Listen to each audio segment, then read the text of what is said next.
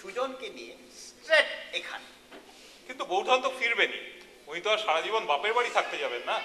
বলছি ওই পুজোর আগে গিয়ে একবার ওনার প্রেশারটা চেক করে আসবে। কার প্রেশার বাবা?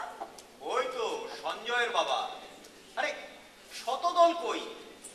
আরে তোমার জন্যই তো বসে আছি, এসো এসো। কেন মেশো? আর কেন, তুমি তো কামাল করে দিয়েছো হে। শোনো, অলকা যাচ্ছে। কোথায় যাচ্ছে? তোদের মামা বাড়ি। বাবা, কাল ভোরে ট্রেন। আজ একটু আগে, 8 ঘন্টা আগে এসে ও জানালো যে ও যাচ্ছে। তা ঝিমলি, তুই শিগগির ভেতরে যা। ওই তো অলকা বলছিল তোকে নিয়ে একবার ওই মিসেস ঘোষালের বাড়িতে যাবে। আসলে আমাদের সুটকেসটা ভেঙে গেছে তো, ওনার সুটকেসটা নিয়ে যেতে হবে।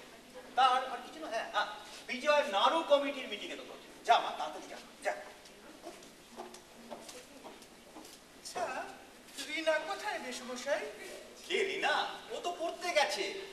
আরে রাখো তোর কথা, এখন তোমার কথা বলো। আমার কথা? নিশ্চয়ই Shatadal, you are a genius. Manage করলে কি করে তুমি? আমি তো ভাবতেই পারিনি যে অলকা শেষ পর্যন্ত রাজি হয়ে যাবে। আরে ও কথা বাদ দিন, ও এমন কিছু নয়। না না না বললে আমি ছাড়ছি। আহা, আসলে আসলে আমি কলকাতার এক বন্ধুকে এসটিডি করলাম আজকে সকালবেলায়।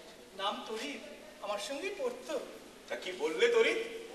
তরিৎ আপনাদের বাড়িতে একটা রিং ব্যাক করলো। ঝিমলিদের মামিমা সেজে বলে দিল ওদের মামা বারবার করে যেতে বলেছে, ভীষণ দরকার আছে উইলের ব্যাপারে। Excellent, unique, incredible. শতদল, তোমার তুলনা নেই। বল, কত টাকা শর্ট পড়েছে তোমাদের এই প্রোগ্রামে? 2750। বেশ বেশ, চলো চলো চলো, ওই চেম্বারেই চলো। এখানে ব্যাপারটা ঠিক সেফ নয়, বুঝলে? তাছাড়া তোমার ওই এসটিডির বিলটাও তো মেটাতে হবে। চলুন মেশো। সঞ্জয়, তুই বস, আমরা আসছি। কেন ও এখানে কেন বসবে? বসুক না, ও তো আর ক্যাশিয়ার নয়, তুই চল। না